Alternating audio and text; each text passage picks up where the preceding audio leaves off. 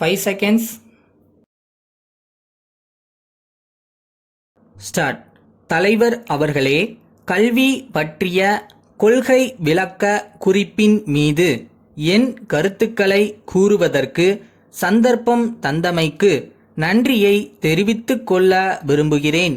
துவக்க கல்வியை பற்றி எனது யோசனையை கூறுவது கடமையாகுமென்றும் கருதுகிறேன். உடல் உழைப்பு மூலமாகவும் விளையாட்டின் மூலமாகவும் கற்பிக்கப்படுகிற கல்விக்கு நாட்டில் சுதந்திரமும் ஊக்கமும் கொடுக்க வேண்டுமென்று கேட்டுக்கொள்கிறேன். உடல் உழைப்பின் வாயிலாக பெறுகின்ற கல்விதான் அறிவு வளர்ச்சிக்கு உதவுகின்ற கல்வியாக இருக்கும். பல்வேறு நாடுகளில் இருக்கிற நிலைமைகளையெல்லாம் பார்த்துவிட்டு வந்த பலரும் இந்த கருத்தைத்தான் சொல்லியிருக்கிறார்கள். அந்த முறையில் சில பள்ளிகளுக்காவது அத்தகைய உரிமையை கொடுத்து நடத்துங்கள் என்று நான் கேட்டுக்கொள்கிறேன். அவர்களும் அதை விரும்பி ஏற்றுக்கொண்டால் மற்ற பள்ளிகளுக்கும் அத்திட்டத்தை விரிவாக்குவதற்கு உறுதுணையாக இருக்கும். கல்வியின் தரத்தை உயர்த்துவதற்காகவும் படிக்கின்ற மாணவ மாணவிகளுக்கு ஆசையை உண்டாக்குவதற்காகவும் இலவசமாக புத்தகங்களையும் சீருடைகளையும் நாம் கொடுக்கிறோம். ஆனால் நாட்டின் வறுமை கோட்டுக்கும் கீழே இருக்கும் கோடிக்கணக்கானவர்களுக்கு அவை பயன்படுகின்றனவா என்று பார்க்க வேண்டும்.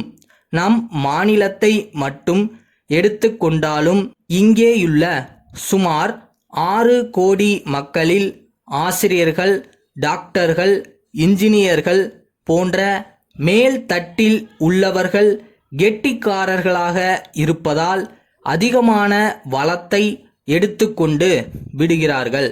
வறுமை கோட்டிற்கு கீழே வாழ்கிறவர்களுக்கு நாம் ஒன்றும் கொடுக்க முடிவதில்லை.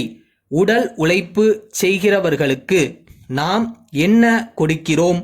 காலை முதல் மாலை வரை செய்வதற்கு வேலை கொடுக்கிறோம். மேல் தட்டிலே உள்ளவர்கள் பெறுகின்ற வசதிகளை அவர்கள் அனுபவிக்க முடிவதில்லை. அதனால் அவர்களுக்கும் வாழ்க்கையில் உற்சாகம் இருப்பதில்லை. மிகவும் கீழ்த்தட்டில் உள்ளவர்கள் எப்படியும் வாழலாமென்ற அடிப்படையில் சம்பாதித்து வாழ்க்கை நடத்துகிறார்கள். இடையில் இருப்பவர்கள்தான் மிகவும் கஷ்டப்படுகிறார்கள். நாட்டில் உண்மையான கல்வி பரவ வேண்டுமானால், மனித பண்பாடு அழியாமல் காப்பாற்றப்பட வேண்டுமானால், அறிவு வளர்ச்சியடைய வேண்டுமானால், பொருளாதார சமத்துவம் நிலைநிறுத்தப்பட வேண்டுமென்று சொல்லிக்கொள்ள விரும்புகிறேன். அடுத்து, உயர்நிலை பள்ளி கல்வியில் சிறப்பாக இருப்பது இன்றைய தினம் தொழிற்கல்வி ஆகும். இந்த கல்வி மூலம் அநேக மாணவர்கள் நல்ல திறமையை பெறுகிறார்கள். ஆனால் அந்த திறமையை பயன்படுத்தி போதுமான அளவு எதிர்காலத்தில் அவர்களால் சம்பாதிக்க முடிவதில்லை. மீண்டும் அரசாங்கத்தை பார்த்து எங்களுக்கு வேலை கொடுங்கள் என்று கேட்கிறார்கள். அப்படிப்பட்டவர்களுக்கு எவ்வாறு தொழிலை நிர்வகிப்பது என்பதை பற்றியும் சொல்லிக் கொடுக்க வேண்டும். கற்றதை செயல்படுத்துவதற்கேற்ற உதவியும் ஊக்கமும் அவர்களுக்கு அளிக்கப்பட வேண்டுமென்று கேட்டுக்கொள்கிறேன். பெண்கள் கல்வியிலும் முன்னேற்றத்திலும் கவனம் செலுத்த வேண்டுமென்று தெரிவிக்க விரும்புகிறேன். தஞ்சாவூர் அருளானந்த நகரில் உள்ள ராஜராஜன் கலைமன்ற தலைவர் திரு மணிமாறன் தருமபுரி நகராட்சி ஆணையருக்கு எழுதிய கடிதம். ஐயா, தங்கள் நகராட்சியின் சார்பில் செப்டம்பர் மாதம் ஒரு பொருட்காட்சி நடத்த இருப்பதாகவும் அது தொடர்ந்து 1 மாத காலம் நீடிக்குமென்றும் அறிந்து கொண்டோம்.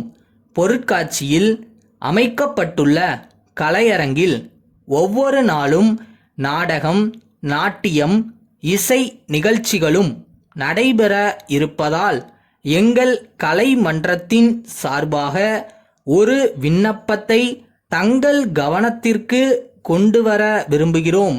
நாங்கள் கடந்த 6 ஆண்டுகளாக ராஜராஜன் கலைமன்றம் என்ற பெயரில் ஒரு நாடகக் குழுவை நடத்தி வருகிறோம்.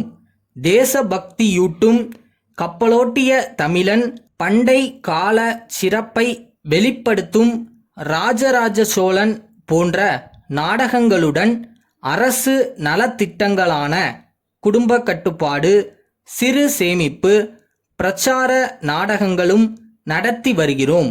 நகர மக்களின் நலன் கருதி நடைபெறும் இப்பொருட்காட்சியில் 1 அல்லது 2 நாட்கள் எங்கள் நாடகங்களை நடத்துவதற்கு அனுமதியளித்தால் மிக்க நன்றியுடையவர்களாயிருப்போம். இது பற்றிய தங்களது முடிவினை விரைவில் எதிர்பார்க்கிறோம். தங்கள் நம்பிக்கையுள்ள